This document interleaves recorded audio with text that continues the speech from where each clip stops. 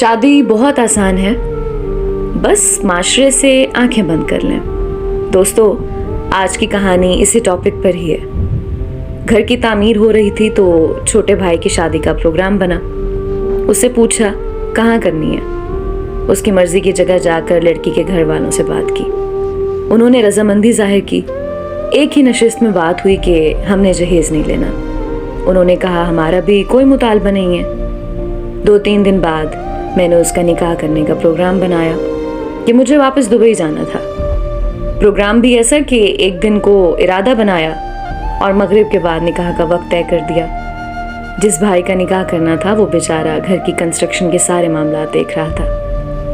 مغرب سے کوئی آدھا گھنٹہ پہلے میں کنسٹرکشن سائٹ پہ گیا تو وہ اینٹیں سیٹ کروا رہا تھا اگلے دن کے لیے۔